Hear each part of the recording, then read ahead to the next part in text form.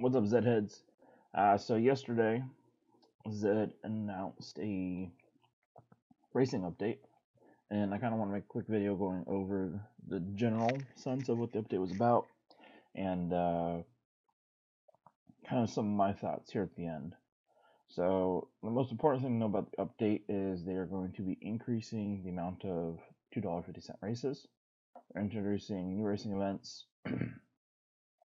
getting rid of queue times, introducing fatigue.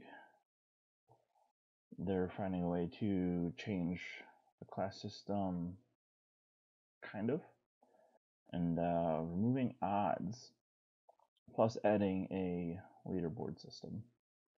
So we'll go over all of that.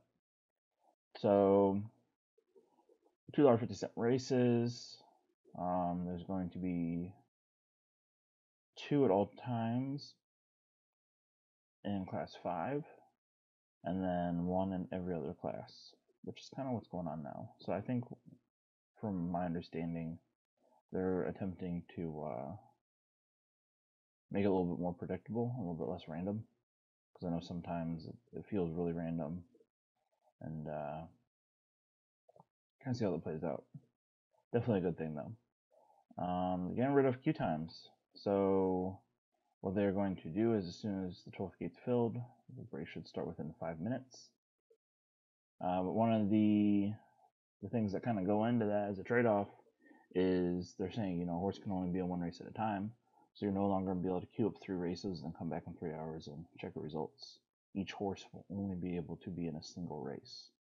So if you have a lot of time to kind of relax and choose your competition, you can do that. Fatigue. So here, I don't know if you can see on the screen, but they're introducing fatigue. So essentially what that's going to be is it's going to be a 24-hour clock. Now, I don't know if that is 24 hours from the time you enter the first race, or if it's a 24-hour window period. Hopefully it's based off when you enter the first race, so that way it's kind of fair for everybody. But essentially, after you run a race, your fatigue bar is going to go down. The smaller your bar, the lower your potential speed is going to be, your potential max speed. So this will be a way to kind of prevent horses from, now there's a 5-minute timer, racing 100 races a day. I don't know if you can even do that, probably can. Now, it also says that one of the attributes of horses, once this is turned on, will be fitness level. So every horse will lose fatigue at a different rate. Sorry, my cat's going ham in the new litter box. I just picked up some kittens. So, we'll see how that goes. So as far as class systems goes, I read this earlier, so I'm just going to kind of do the best off memory. But you're not going to lose points for not, performing well if you go up a class rating, or if you race in a class rating higher than what your initial class is.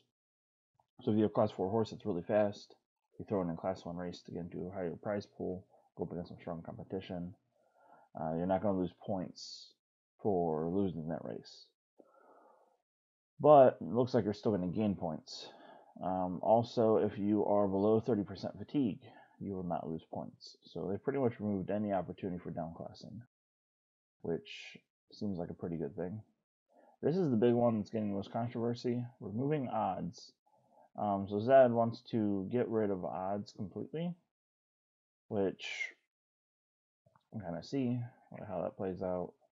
But with removal of odds, they are doing this whole flame concept. So if you look, these flames are going to be the top 3 horses in the race, or the 3 most favored horses. So you're not going to get much more information than these are the 3 horses that should win. And as you see, this horse looks slightly stronger with its competitors. seems like this is a temporary solution to give us some sort of visual cue from the way this is worded and some of the conversations I've seen on Twitter and in the Discord. But we'll kind of see how that changes. I don't know. This one I'm pretty excited about because it's going to give people who just want to race a horse a place to do so without as much risk. So there's going to be a subclass or specific races for horses with 0% win rate and horses with less than a 5% win rate. So you'll be able to go pretty much there and race your less dominant racehorses. As soon as it does get its first win, it will bump up to the 5% races, and then once you win more races, you'll bump out of there, and then you have to race in traditional class 5. So this will be the new downclassing for quote-unquote super donkeys. And then there's a new ranking system that is going to essentially rank all the horses and all the stables. They're using an ELO system, which I'll do a video on, but essentially the ELO system, I believe, was originally designed for chess rankings, and you lose points, you gain points. The higher your rating, obviously the better you are.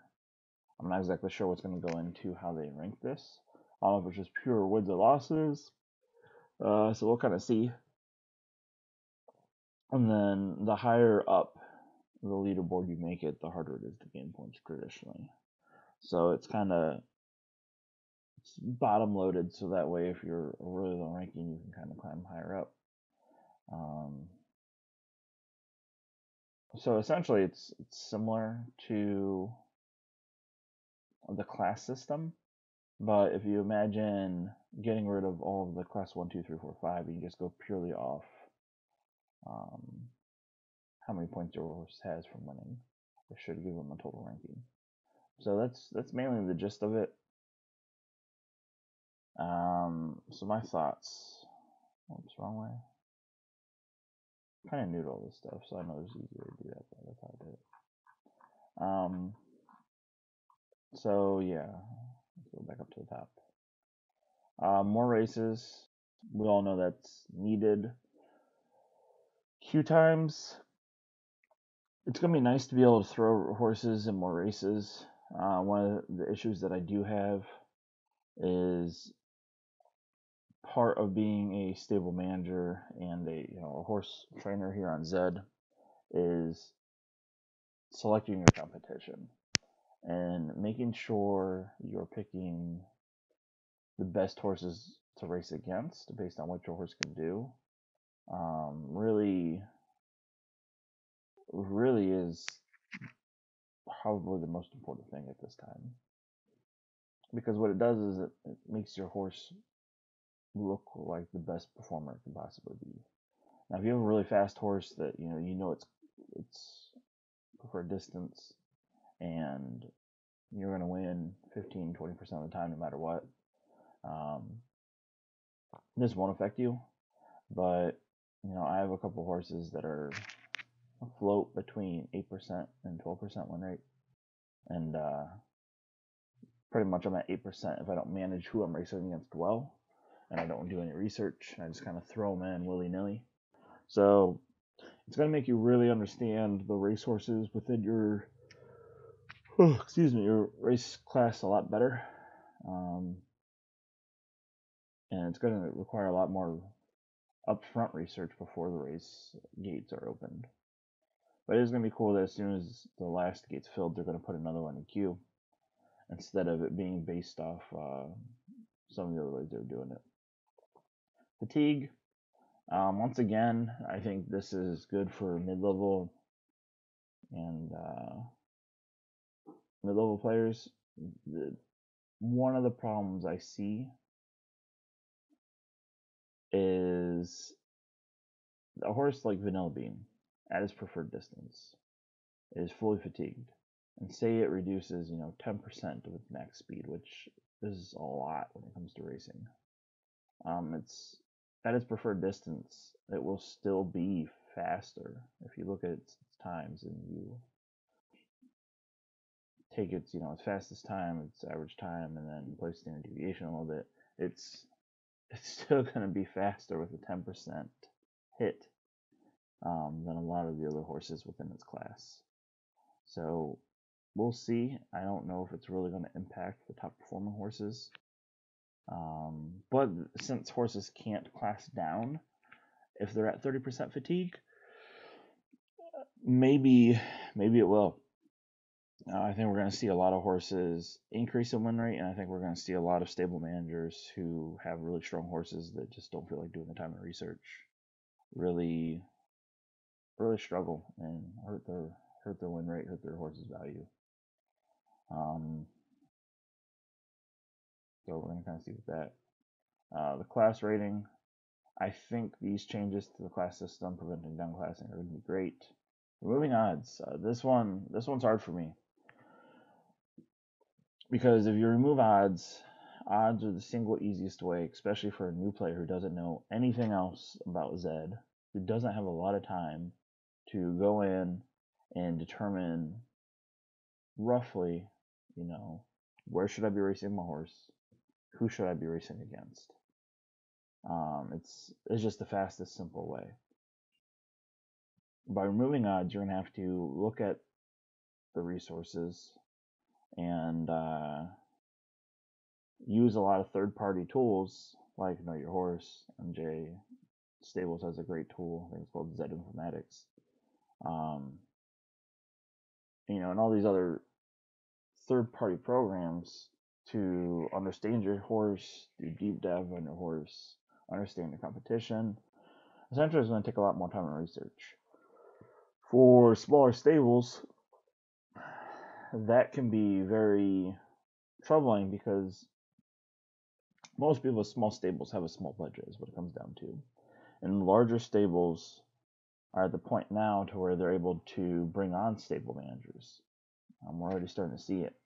They're using third-party companies or tools that they design themselves to pull API data from Zed websites and compile their own ranking and stat systems.